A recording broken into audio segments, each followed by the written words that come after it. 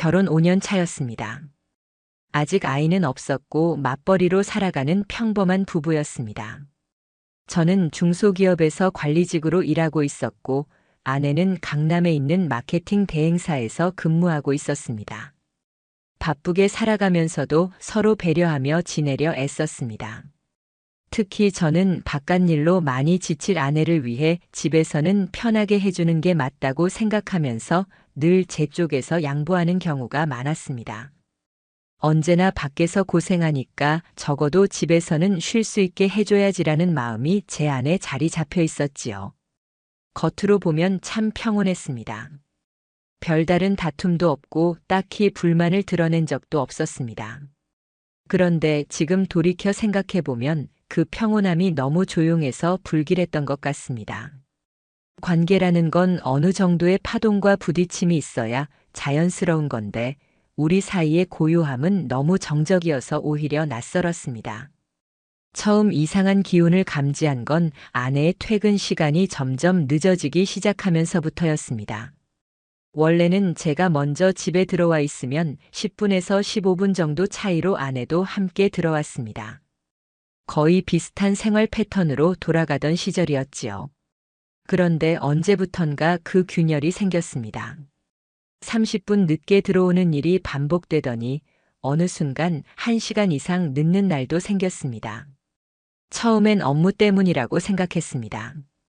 마케팅 대행사라면 언제든 클라이언트 일정에 맞춰야 하고 갑작스럽게 잡히는 회의나 발표 준비 때문에 야근을 하는 경우도 많을 겁니다. 저 역시 회사에서 종종 그런 경험이 있었으니까요. 그런데 특이한 건 아내가 회사 회식이나 야근 얘기를 거의 꺼내지 않는다는 점이었습니다. 그냥 퇴근은 늦는데 이유는 비슷한 패턴의 말들 뿐이었습니다. 제가 오늘 왜 이렇게 늦었어? 라고 물을 때마다 돌아오는 대답은 늘 비슷했습니다. 팀장님이 갑자기 미팅을 잡아서. 프로젝트 막판이라 일이 밀렸어. 표면적으로는 그럴듯했습니다. 하지만 이상하게도 매번 같은 톤, 같은 흐름으로 이어지는 핑계는 점점 어딘가 어색해 보였습니다. 그 어색함을 확실하게 느낀 순간은 어느 날 저녁이었습니다. 그날은 제가 평소보다 일찍 퇴근해 소파에 앉아 있었습니다. 현관문이 열리고 아내가 들어오는 순간 그녀의 얼굴을 보고 저는 얼어붙었습니다. 정말 잠깐이었지만 아내의 눈빛이 커다랗게 흔들리더니 금세 덮어버린 듯 억지로 웃어 보였습니다. 아직 안 잤네? 말은 평소처럼 가볍게 했지만 그 짧은 순간에 드러난 놀람과 당황은 너무나 뚜렷했습니다. 그 웃음 어쩐지 억지스러웠습니다. 그날을 기점으로 아내의 태도는 미묘하게 변했습니다. 집에 들어오면 늘 휴대폰을 손에 쥔 채 다녔습니다. 충전할 때나 소파에 올려놓을 때도 예전에는 화면을 위로 두는 편이었는데 언젠가부터 늘 화면을 바닥에 닿게 뒤집어 놓았습니다. 처음엔 아무렇지 않게 보였지만 차츰 그 행동이 자연스러운 습관이 아니라 의식적인 감축이라는 느낌을 주었습니다. 게다가 소파 테이블 위에 두던 휴대폰이 부엌 찬장 위, 서랍 안, 심지어는 욕실까지 따라 들어가는 걸 보면서 제 마음은 점점 무겁게 내려앉았습니다. 특히 샤워할 때가 그랬습니다. 원래는 침대 위에 휴대폰을 두고 들어가던 사람이었는데 어느 순간부터는 꼭 함께 들고 들어갔습니다. 제가 물어봤습니다. 샤워할 때도 굳이 휴대폰을 들고 가? 아내는 태연하게 웃으며 대답했습니다. 회사 단톡방 계속 울려서 방수팩 안에 넣고 음악 좀 들어. 그 순간 저는 잠깐 고개를 끄덕였지만 뭔가 씁쓸하게 걸리는 기분을 떨칠 수 없었습니다. 이유 자체는 말이 되었지만 왜 굳이 그 순간까지 놓지 못하는지 괜히 마음속에서 알 수 없는 불길함이 퍼져나갔습니다. 이상함은 여기서 끝이 아니었습니다. 주말이었습니다. 장을 보고 돌아온 제가 현관 앞에 도착했을 때 집 안에서 들려오는 작은 목소리가 귀에 들어왔습니다. 거실 창가 쪽에 서서 아내가 전화를 하고 있었습니다. 그녀의 표정은 긴장한 듯 보였고 목소리는 낮게 깔려 있었습니다. 그런데 제가 현관문을 열고 들어가는 순간 아내는 황급히 통화를 끊더니 어색하게 웃어 보였습니다. 벌써 왔네. 그날 밤 아내는 유난히 다정했습니다. 스킨십도 많았고 평소라면 잘 쓰지 않던 애교 섞인 말투도 했습니다. 갑작스럽게 친밀해진 태도. 저를 향한 다정함이 순간적으로 부담스럽게 느껴졌습니다. 마치 제가 눈치챘다는 걸 알아차리고 그것을 덮으려는 듯한 느낌이랄까요. 저는 의심을 억지로 눌렀습니다. 혹시 괜히 피곤해서 예민하게 반응하는 건 아닐까? 내가 괜히 안 좋은 쪽으로만 생각하는 건 아닐까? 그렇게 합리화를 하며 제 마음을 다독였습니다. 사랑하는 사람을 의심한다는 게 얼마나 쓰라린 일인지 그때는 차마 전부 외면할 수밖에 없었습니다. 그럼에도 불구하고 작고 사소한 단서들이 계속 제 마음에 파고들었습니다. 퇴근이 늦어지는 패턴, 휴대폰을 항상 숨기듯 들고 다니는 행동, 저를 향한 갑작스러운 다정. 이 작은 퍼즐 조각들이 서로 맞물릴수록 결국 하나의 큰 그림이 머릿속에 그려졌습니다. 아내가 나에게 뭔가를 숨기고 있다. 그 확신은 시간이 지날수록 강하게 제 가슴을 쑤셨습니다. 그러면서 동시에 두려움이 엄습했습니다. 혹시 내가 지금 막연히 떠올리는 그 그림이 현실이라면 어쩌지? 그 순간이 다가오지 않기를 간절히 바라면서도 본능적으로 알아차리고 있는 진실이 있다는 것이 저를 미치게 만들었습니다. 그때는 알지 못했습니다. 그 낯설고 기묘한 불안이 제 삶 전체를 뒤흔들어 놓는 시작이 될 거라는 것을. 그날 저녁도 어김없이 아내는 늦게 들어왔습니다. 퇴근 시간이 6시 반이었는데 집에 들어온 건 밤 9시가 훌쩍 넘은 시각이었습니다. 대충 씻고 침대에 누워버린 아내는 저를 힐끗 보더니 "너 먼저 먹었지?" 라고 짧게 묻고는 대화조차 이어가지 않았습니다. 저녁밥은 그대로 식탁 위에서 식어가고 있었습니다. 저는 혼자 앉아 젓가락을 들었지만 밥이 목구멍으로 넘어가지 않았습니다. 김치찌개는 이미 식어 기름이 위에 고여 있었고 반찬은 차갑게 굳어 있었습니다. 숟가락으로 국물을 휘저으면서도 손이 힘없이 느껴졌습니다. 억울함, 서운함, 그리고 설명할 수 없는 모멸감이 가슴에서 치밀어 올랐습니다. 도대체 뭐가 그렇게 바쁜 거지? 가족보다 중요한 일이 뭐가 있다고 이렇게까지 늦는 거지? 그 질문이 머릿속을 맴돌았지만 정작 입 밖으로 꺼내지는 못했습니다. 괜히 불필요한 싸움을 만들고 싶지 않았으니까요. 하지만 속으로는 이미 균열이 생기고 있었습니다. 그날 밤 아내는 평소보다 더 깊이 잠든 듯 보였습니다. 저는 거실로 나와 소파에 앉아 넷플릭스를 틀어놓고 멍하니 시간을 보냈습니다. 화면에는 유명한 드라마가 흘러가고 있었지만 자막은 머리에 하나도 들어오지 않았습니다. 눈은 멍하니 화면을 향하고 있었지만 마음은 자꾸만 다른 곳을 기웃거렸습니다. 한밤중이었습니다. 목이 말라서 부엌으로 물을 마시러 갔다가 그 순간 제 시선을 사로잡는 빛 하나가 눈앞에 들어왔습니다. 테이블 위에 충전기에 꽂혀 있던 아내의 휴대폰. 화면에 알림창이 떠올라 밝게 빛나고 있었습니다. 띠링. 익숙한 메시지 알림음. 본능적으로 고개를 돌리자 화면 상단에 적힌 글자를 확인하는 순간 심장이 쿵 하고 내려앉았습니다. 엔젤스 데이트 진아님, 새로운 매칭이 도착했어요. 순간 저도 모르게 숨이 막히듯 멈춰버렸습니다. 진아. 아내의 이름이었습니다. 손끝이 차갑게 식어갔습니다. 머릿속은 하얘졌습니다. 지워버리고 싶고 못 본 척하고 싶었지만 눈앞에 뜬 그 알림은 결코 지워지지 않았습니다. 엔젤스 데이트. 이름만 들어도 어떤 종류의 앱인지 명확히 알 수 있었습니다. 그 자리에서 한참을 얼어붙은 저는 결국 떨리는 손을 뻗었습니다. 그냥 화면을 꺼버릴까 수십 번 망설였지만 머릿속에서 또렷하게 들려오는 목소리가 있었습니다. 확인해. 지금 보지 않으면 평생 후회할 거야. 저는 소파에서 잠들어 있던 아내 쪽을 바라봤습니다. 깊게 자고 있는지 숨소리가 고르게 들리는지 확인한 뒤 휴대폰을 손에 들었습니다. 그리고 제 가슴이 미친 듯 뛰는 소리를 들으며 아내의 손가락 끝을 휴대폰 센서에 대보았습니다. 띡. 잠금이 풀렸습니다. 그 순간 전 온몸이 얼어붙었습니다. 저는 천천히, 아주 천천히 화면을 스크롤했습니다. 수십 개의 앱 아이콘들 사이 한눈에 띄는 핑크빛 하트 모양 아이콘 하나가 있었습니다. 바로 그 이름. 엔젤스 데이트. 숨을 고르며 그 아이콘을 눌렀습니다. 첫 화면에 뜬 건 아내의 프로필 사진이었습니다. 정말 익숙한 사진이었지요. 저와 신혼여행 때 함께 찍었던 셀카 사진에서 잘나는 모습이었습니다. 그 사진이 마치 혼자 찍은 단정한 프로필 사진처럼 보이도록 일부만 편집돼 있었습니다. 프로필 아래에는 아내의 이름과 정보가 적혀 있었습니다. 진아 35세 강남 마케팅 기획자. 눈길은 그대로 아래로 흘러내려갔습니다. 그리고 제 눈을 멈추게 만드는 문장 하나. 현재는 사실혼 관계.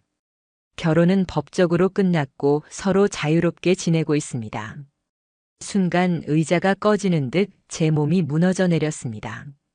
법적으로 끝났다고.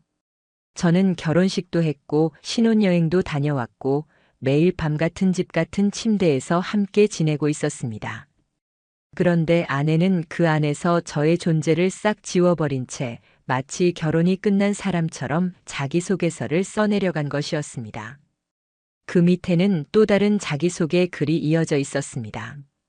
일에 지치지 않고 감성적인 대화와 따뜻한 만남을 원합니다. 과거에 연연하지 않는 분이 좋아요. 책임질 수 있는 분이면 좋겠어요. 책임질 수 있는 분, 그 문장이 제 눈앞에서 몇 번이고 맴돌았습니다. 지금 제가 책임지고 지켜온 이 사람은 누구에게 새로운 책임을 바라는 걸까? 정신이 아득해져 휴대폰을 테이블에 내려놓고 TV를 켰습니다. 소리를 크게 올렸는데도 한 글자도 귀에 들어오지 않았습니다. 손바닥 끝까지 식은땀이 도는 것을 느꼈습니다. 내가 지금 본 게 진짜야? 이게 지금 현실이 맞다고? 머릿속 수십 번 부정했습니다. 단순히 장난이 아닐까, 광고성 메시지는 아닐까, 아니면 친구가 깔아둔 건 아닐까. 그러나 제 눈으로 직접 본 앱 속 아내의 프로필, 아내의 이름, 아내의 사진은 더 이상 변명이 불가능했습니다. 저는 결국 메시지함까지 눌러버렸습니다. 그 안에는 이미 숱한 대화들이 오가고 있었습니다. 오늘 카페 좋았어요. 영화 보러 가요. 생일 축하해요. 직접 보고 싶네요. 짧은 메시지 하나에도 가슴이 찢겨 나갔습니다. 그것은 낯선 사람들이 아니라 제 아내가 타인에게 보내던 진심 어린 문자들이었습니다. 저는 휴대폰을 내려놓고 새벽이 올 때까지 거실 소파에 앉아 있었습니다. 눈을 감고 싶어도 감을 수가 없었습니다. 머릿속이 요란했고 심장은 제멋대로 뛰었습니다. 이제 무슨 일이 있어도 끝까지 확인해야 한다. 내 눈으로 직접 진실을 잡아내야 한다. 그 결심은 그날 밤 절망과 충격 속에서 불꽃처럼 피어올랐습니다. 하지만 그때는 몰랐습니다. 그 결심이 결국 제 인생에서 가장 거대한 싸움의 시작이 될 거라고는. 아내의 휴대폰에서 본 그 화면은 절대로 단순한 실수나 장난으로 치부할 수 있는 게 아니었습니다. 그것은 치밀했고 계획적이었으며 무엇보다 제 존재를 의도적으로 지워낸 세계였습니다. 저는 그날 이후부터 감정이 아닌 냉정한 머리를 붙잡고 움직이기로 마음먹었습니다. 저는 아내가 깊이 잠든 시간을 노렸습니다. 새벽 2시, 3시쯤. 숨소리가 일정하고 손끝까지 힘이 풀려 있을 때를 기다렸습니다. 그리고 다시 한번 휴대폰을 열었습니다. 지문 인식이 열리는 순간마다 손이 떨렸지만 멈출 수는 없었습니다. 그 안에는 충격적인 정황들이 쏟아져 나왔습니다. 첫째, 아내의 프로필 사진. 저는 그 사진을 보는 순간 바로 알아봤습니다. 우리 부부가 커플 기념일을 맞아 남산 한옥마을에 갔던 날, 저녁을 마치고 카페에 들렀을 때 함께 찍었던 사진이었습니다. 아내와 제가 환하게 웃으며 찍었던 셀카. 그런데 그 사진 속 제 모습을 잘라내고 마치 혼자 찍은 인물 사진처럼 편집한 뒤 앱 프로필로 올려놓은 것이었습니다. 그 뻔뻔함과 치밀함에 저는 숨이 멎는 기분을 느꼈습니다. 행복했던 기억의 순간이 단칼에 잘려져 나가 이제는 다른 곳에서 남자를 유혹하는 가면으로 쓰이고 있었던 겁니다. 둘째, 프로필 내용. 제가 아내와 함께했던 지난 5년의 시간은 단 한 줄의 글로 완전히 부정당했습니다. 닉네임 진아. 나이 35세. 지역 서울 강남. 직업 마케팅 프리랜서. 상태 사실혼 관계, 법적으로만 관계 유지, 별도 거주. 단어 하나하나가 저를 베어내는 칼날이 되었습니다. 사실혼. 그 단어는 마치 저를 없는 사람 취급하는 증표였고 우리의 혼인을 완전히 삭제하는 도구였습니다. 셋째, 자기소개 글. 한 사람에게만 헌신하고 싶은 성향이에요. 외로움을 함께 나눌 수 있는 따뜻한 분 찾고 있어요. 책임질 수 있는 분이면 좋겠어요. 눈앞에서 활자가 뒤엉켰습니다. 지금 이 순간 제가 바로 그 책임을 지고 살아가고 있는데 왜 그녀는 전혀 다른 남자에게 같은 단어를 요구하는 걸까? 헌신이라는 말이 제 귀에는 잔혹한 조롱처럼 들렸습니다. 하지만 진짜 충격은 그 다음이었습니다. 메시지함. 떨리는 손끝으로 메시지 아이콘을 눌렀습니다. 화면 속에는 여러 남성들과의 대화창이 즐비했습니다. 하나씩 눌러보는 동안 제 시선은 갈기갈기 찢겨나갔습니다. 오늘 약속한 그곳에서 기다릴게요. 검정 트렌치코트 입고 있을게요. 선물 너무 고마웠어요. 다음에 제가 밥 살게요. 오빠 얘기 듣고 있으면 마음이 편해져요. 어떤 대화는 이미 만남의 흔적이 뚜렷했습니다. 카페 이름과 후기가 적힌 메시지, 직접 찍은 음식 사진, 두 사람의 그림자가 드리운 사진. 심지어 일부 대화에는 아내가 직접 찍은 셀카가 있었습니다. 밝게 웃고 있는 얼굴, 제가 집에서 늘 보던 바로 그 얼굴이었습니다. 하지만 그 웃음에 향하는 곳은 더 이상 제가 아니었습니다. 특정 남성과는 2달 이상 지속적으로 대화를 나누고 있었습니다. 오늘도 기다릴게요. 일 핑계지만 사실 그냥 보고 싶었어요. 뽀얀 셔츠 입고 와주세요. 한 문장, 한 문장이 심장을 후벼 팠습니다. 저는 휴대폰을 내려놓고 천장을 올려다보았습니다. 뇌리 속에서 쉴 새 없이 질문이 솟구쳤습니다. 이게 정말 내가 알던 그 사람 맞나? 우리가 함께 찍었던 사진들, 그 오랜 시간은 다 뭐였던 거지?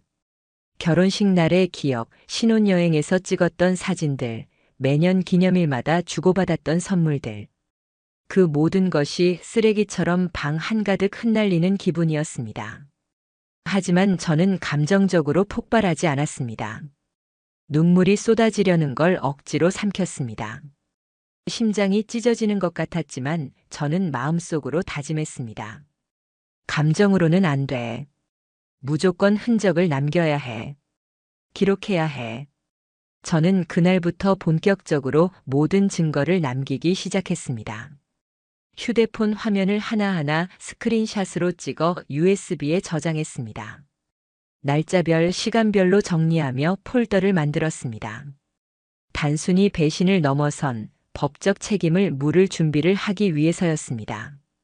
무엇보다 분노를 치밀게 만든 건 그 단어 사실혼.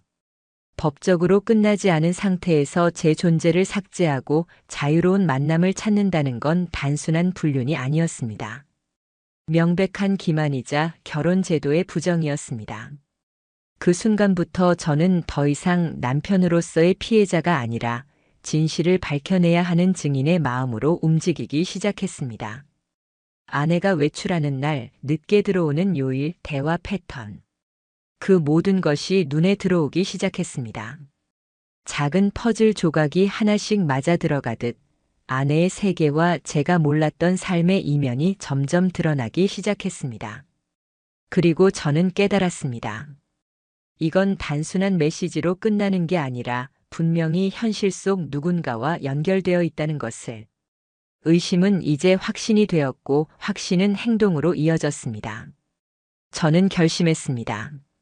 아내가 만든 이 거짓의 세계 반드시 끝까지 파헤친다. 아내의 이중적인 세계를 확인한 순간부터 저는 감정을 봉인했습니다. 속은 들끓고 있었지만 겉으로는 평온하게 보이려 했습니다. 괜히 감정적으로 몰아붙였다간 오히려 제가 이상한 사람처럼 몰리게 뻔했습니다. 그래서 냉정을 가장했지요. 얼굴에 미소도 짓고 평소와 다름없이 대화를 이어갔습니다. 하지만 속으로는 모든 걸 기록하고 증거로 모아내야 한다고 되새겼습니다. 며칠이 지나면서 아내의 패턴이 눈에 보이기 시작했습니다. 퇴근 후 귀가가 늦어지는 요일은 일정했습니다. 특히 매주 수요일과 목요일. 두 날은 거의 항상 9시가 넘어 돌아왔습니다. 회사 업무가 많다 했지만 이상할 정도로 반복되는 일정은 분명 뭔가 있다는 신호였습니다. 더구나 그날만큼은 휴대폰을 끝까지 손에서 놓지 않았습니다. 식탁 위에 올려두지도 않고 샤워할 때도 손에 쥐고 들어갔습니다. 저는 그 두 날에 집중하기로 했습니다. 다른 날은 아무 일 없는 듯 행동하며 흔적을 남기지 않았습니다. 하지만 안 보이는 곳에서는 치밀하게 계획을 세웠습니다. 제 차를 카카오맵에서 위치 공유 설정으로 바꿔놓고 아내 동선을 기록할 준비도 해두었습니다. 처음으로 목격한 건 수요일 저녁이었습니다. 퇴근 시간이 되어 아내가 회사 건물에서 나올 때까지 멀찍이 따라갔습니다. 강남 한복판 14층짜리 오피스 건물. 그 앞 카페에서 커피를 마시는 척 앉아 있었습니다. 아내가 걸어 나오는 순간 저는 숨이 턱 막혔습니다. 차림새부터가 달랐습니다. 평소 퇴근 복장이 아닌 은은하지만 완벽하게 꾸민 모습. 하늘색 블라우스에 베이지 슬랙스, 머리는 잔머리까지 말끔하게 정돈되어 있었습니다. 립스틱 역시 평소보다 진했고 향수도 멀리서 느껴질 만큼 진하게 퍼졌습니다. 직장 동료와 회식을 하러 가는 얼굴은 아니었습니다. 눈빛부터가 가볍게 설레어 있었습니다. 아내는 회사 건물에서 나와 곧장 큰 길로 가지 않고 조용한 골목 쪽으로 발걸음을 옮겼습니다. 블록 하나를 돌아 들어간 곳에 자리 잡은 잘 알 수 없는 소규모 카페로 들어갔습니다. 네온 간판도 없는 손님 몇 명 없는 조용한 공간. 보아하니 대화를 하기엔 최적의 장소였습니다. 그리고 그곳에서 한 남자가 기다리고 있었습니다. 나이는 40대 중반쯤. 단정한 정장 차림에 고급 시계를 찾고 말투까지 여유로워 보였습니다. 하지만 무엇보다 저를 멈칫하게 만든 건 그 얼굴이었습니다. 분명히 본 적이 있었습니다. 몇 년 전 아내와 함께 동호회에 갔을 때 사진 배경에 자주 비치던 남자였습니다. 그때 아내에게 물어보니 회사 쪽에서 잠깐 알던 분이라고만 설명했던 사람. 잊고 있던 퍼즐 조각이 한순간에 맞춰지는 느낌이었습니다. 아내와 그 남자는 서로를 보자마자 굉장히 자연스러웠습니다. 마치 오랜 연인이 다시 만난 사람처럼 서슴없이 웃었고 인사도 짧게 끝냈습니다. 자리에 앉자 아내는 어깨를 기대듯 편안한 자세를 취했습니다. 눈을 자주 맞추며 웃고 팔동작을 하며 대화하는 모습은 절대 업무 미팅의 분위기가 아니었습니다. 더 충격적인 건 손동작이었습니다. 대화 중 남자의 손이 몇 번이나 아내의 손 위로 포개졌습니다.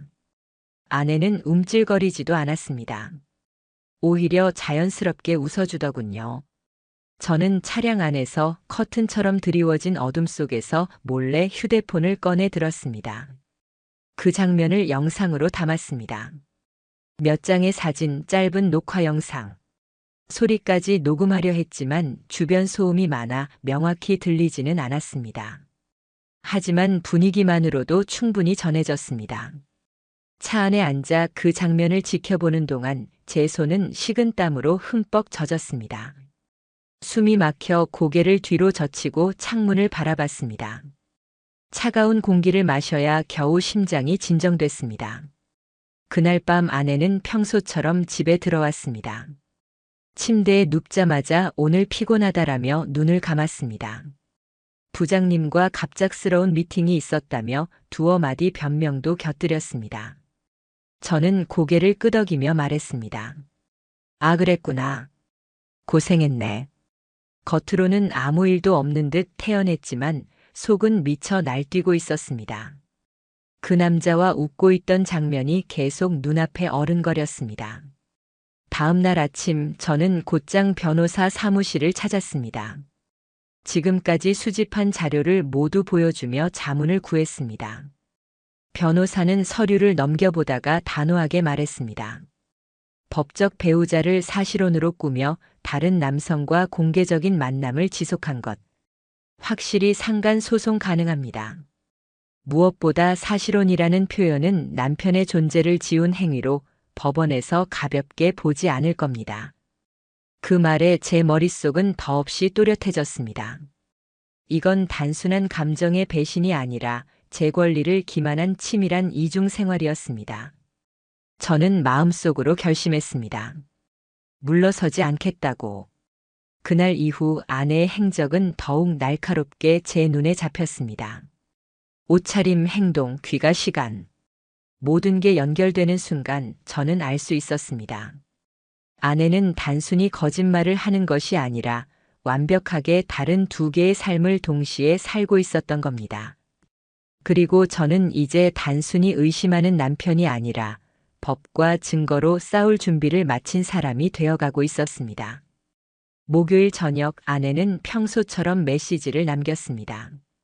오늘 저녁 약속 있어. 늦게 들어갈게. 단순한 문장. 짧은 알림. 이제는 너무 익숙해져 버린 변명의 형식. 저는 읽고도 답장을 하지 않았습니다. 대신 그날을 위해 준비해온 모든 계획을 실행하기로 했습니다. 저는 차량에 미리 준비해둔 카메라와 인쇄한 자료들이 들어있는 봉투를 확인했습니다. 아내의 거짓말을 덮을 수 없게 철저히 준비해 두었습니다. 거울을 보며 숨을 고르고 오늘이 바로 그날이라는 걸 스스로 각인시켰습니다. 몇 달간 끓여온 울분이 이제 하나의 방향, 직접 대면이라는 결론으로 흘러가고 있었습니다. 저녁 8시가 조금 넘은 시간. 예상대로 아내는 퇴근 후 회사 근처 작은 카페로 발길을 옮겼습니다. 익숙한 장소, 같은 패턴. 그곳에는 이미 차림새 단정한 남자가 기다리고 있었습니다. 저는 카페 건너편 어두운 구석에 차를 세워두고 두 사람이 자연스럽게 서로 마주 앉는 장면을 지켜보았습니다. 그날만큼은 평소보다 분위기가 더 부드러워 보였습니다. 아내는 미소로 머리를 넘겼고 남자는 그녀의 손을 잡으며 고개를 끄덕였습니다. 대화의 내용은 들리지 않았지만 그 표정에서 충분히 전해졌습니다. 마치 오래된 연인이 약속이나 한 듯 너무 자연스러운 장면이었습니다. 순간 저는 이성을 잃을 것 같았습니다. 핸들을 움켜쥔 손끝에 핏줄이 도드라졌습니다. 온몸이 떨리며 머리끝까지 치밀어 오르는 감정을 억누르는데 온 힘을 쏟아야 했습니다. 하지만 저는 이미 결심한 상태였습니다. 오늘만큼은 도망치지 않기로. 숨을 크게 들이마시고 차문을 열며 발을 내디뎠습니다. 차가운 공기가 피부를 스치고 심장이 터질 듯 뛰었습니다. 카페 문을 당겨 열자 작은 종소리가 울렸습니다. 순간 두 사람의 시선이 동시에 제 쪽으로 향했습니다. 아내는 얼굴이 하얗게 질렸습니다. 눈동자가 산산이 부서진 듯 커졌다가 이내 아무 말 못한 채 얼어붙었습니다. 남자 역시 움찔하며 의자에서 몸을 일으켰습니다. 어색한 미소를 지으려는 듯 했지만 금세 굳어버렸습니다. 저는 그들의 테이블로 다가가 조용히 손에 쥔 봉투를 꺼내 테이블 위에 놓았습니다. 그리고 차례대로 안에 들어있던 자료들을 꺼내 보였습니다. 휴대폰 캡처 화면, 대화 내역, 그리고 두 사람이 나란히 있는 모습이 담긴 사진들. 카페 조명이 서늘하게 내려앉으며 종이 한 장 한 장이 바람에 쓸려 나오는 소리만이 크게 들렸습니다. 이게 당신들이 말하는 사실혼이냐? 제 목소리는 떨렸습니다. 화가 나서가 아니라 너무 억울하고 황망해서. 온몸이 부들부들 떨리고 있었지만 제 입에서 나온 톤은 낮고 단단했습니다. 아내는 아무 대답을 하지 못했습니다. 그녀의 눈은 휘둥그레 커졌다가 점점 바닥을 향해 내려갔습니다. 그토록 강하던 눈빛은 사라지고 남은 건 죄책감이 뒤섞인 흐린 표정뿐이었습니다. 그 순간 아내가 입을 열었습니다. 그냥 얘기만 하고 있었어. 너한테 미안해서 말 못했던 거야. 순간 눈앞이 아찔할 정도로 돌아갔습니다. 얘기만? 제가 눈으로 본, 제가 증거로 붙잡은 모든 시간이 단순한 얘기에 불과하단 말입니까? 저는 한쪽 입술을 비웃듯 올리며 말했습니다. 소개팅 앱에 남편과 사실혼 관계라고 적고 여기서 지금 다른 남자 손잡으면서 웃는 걸 단순한 얘기라고? 제 말이 끝나자 남자가 다급히 제게 다가섰습니다. 손바닥을 앞으로 내밀며 진정시키려는 듯 했습니다. 저희가 감정적으로 조금 가까워진 건 맞습니다. 하지만 그런 관계는 없었습니다. 그 말을 듣고 저는 순간적으로 비웃음을 터뜨릴 뻔했습니다.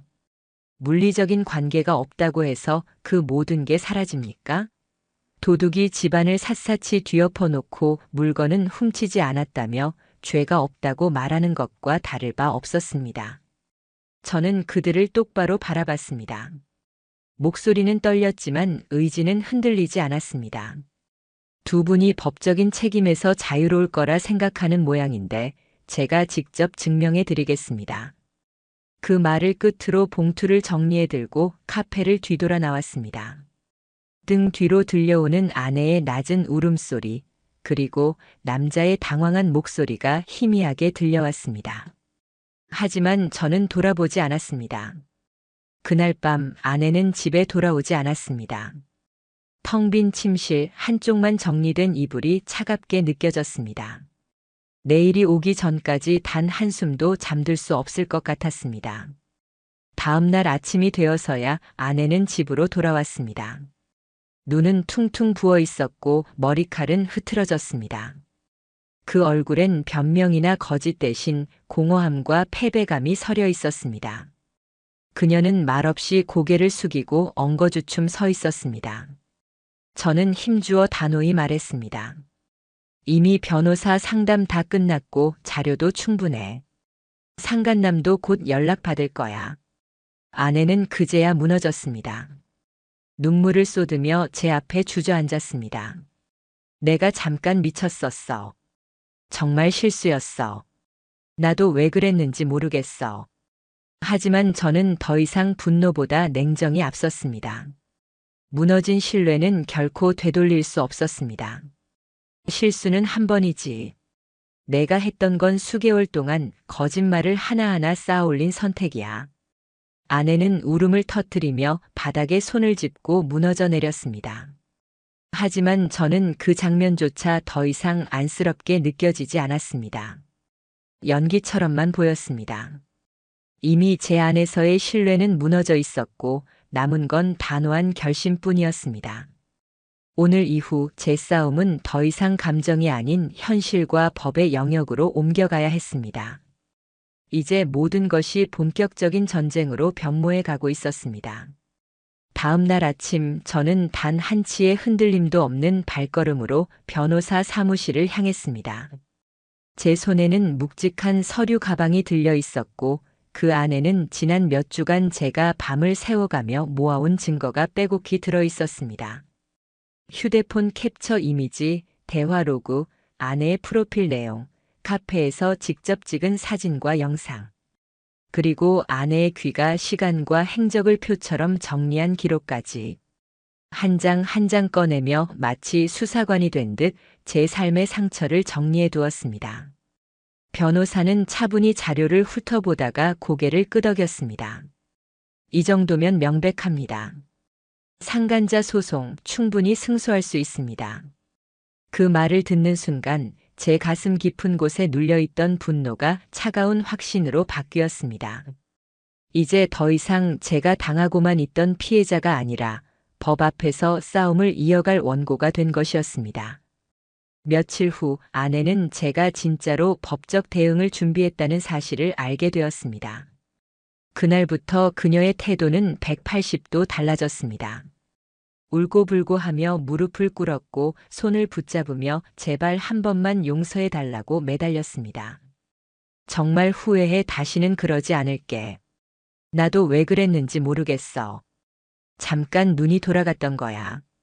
하지만 저는 단호했습니다. 용서는 신뢰가 남아있을 때 가능한 거야. 넌 그걸 뿌리째 뽑아버렸어. 그 말에 아내는 주저앉아 흐느꼈습니다. 바닥에 웅크린 채 떨며 울던 모습이 과거에 사랑했던 아내가 아니라 전혀 모르는 한 사람처럼 낯설게 보였습니다. 며칠이 지나 아내 가족들도 이 사실을 알게 되었습니다. 장모님은 믿을 수 없다는 듯 제 앞에서 손을 떨며 말씀하셨습니다. 설마 우리 진아가 그럴 리가. 하지만 제가 휴대폰 캡처와 자료를 직접 보여드리자 그 순간 장모님은 한마디 말도 잊지 못한 채 고개를 숙였습니다. 정말 미안하다. 어떻게 이런 일이.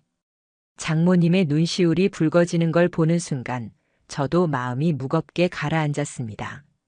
하지만 사실 그 미안하다는 말조차 공허하게 들렸습니다. 이미 돌이킬 수 없는 선을 넘어섰으니까요. 회사에서도 일이 퍼지기 시작했습니다.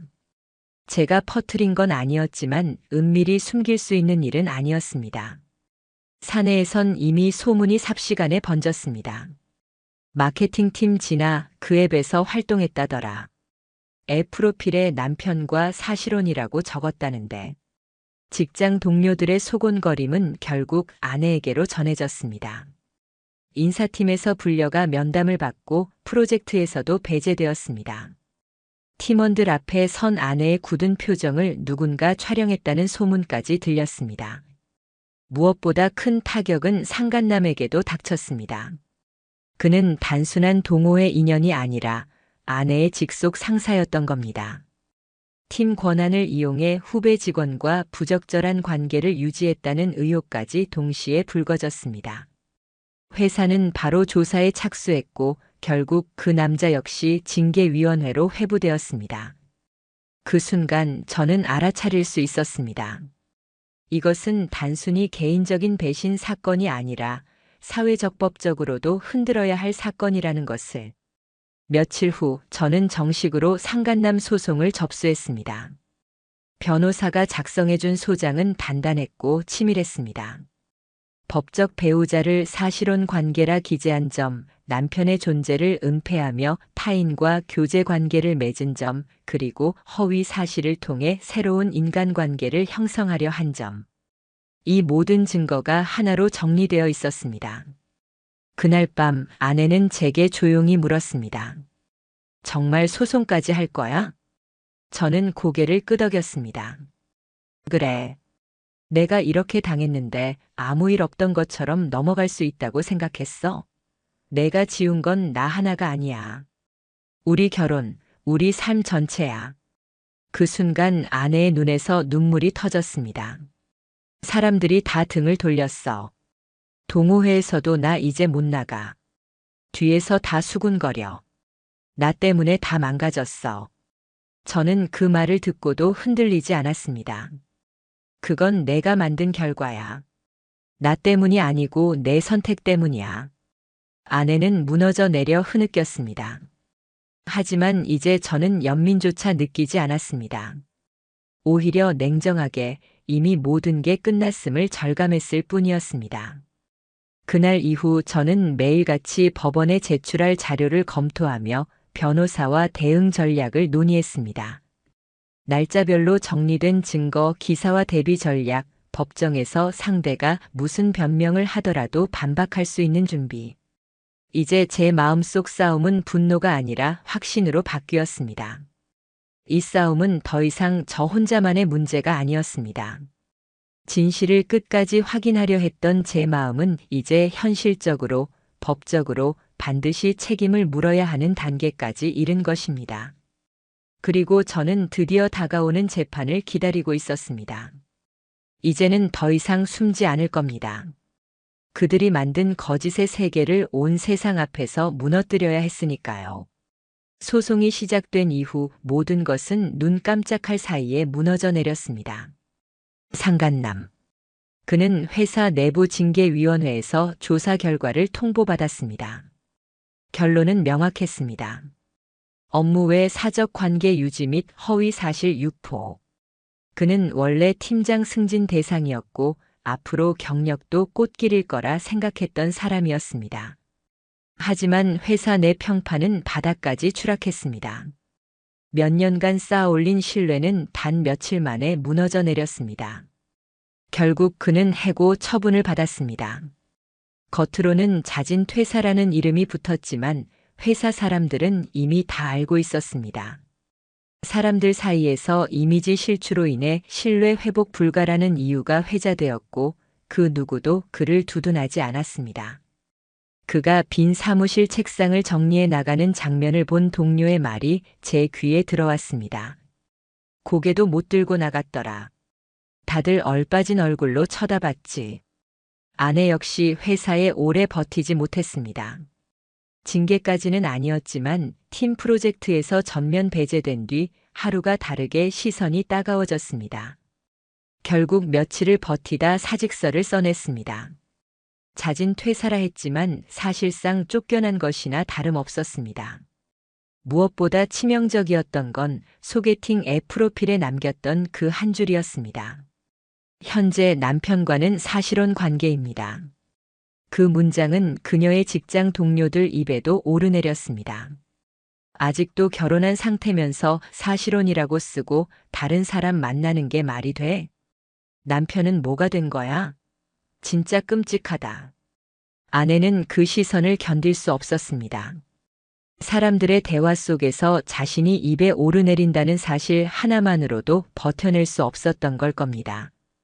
결국 친구들도 하나둘 떠났습니다. 연락을 피했고 모임 자리에도 그녀는 초대받지 못했습니다. 가까운 지인들조차 등을 돌렸습니다. 친척들 사이에서도 소문이 퍼졌습니다. 평소 화목하고 단정해 보였던 조카딸이 불륜으로 가정을 무너뜨렸다는 이야기가 삼촌, 이모들의 입을 타고 돌았습니다. 이제 나 혼자야. 어느 날 아내가 거실 한 구석에 앉아 작게 중얼거리는 말을 들었습니다. 그러나 저는 아무 감정이 들지 않았습니다. 예전 같으면 안쓰러움이라도 느꼈을 텐데 그 순간 제 가슴은 너무나 차갑게 식어 있었습니다.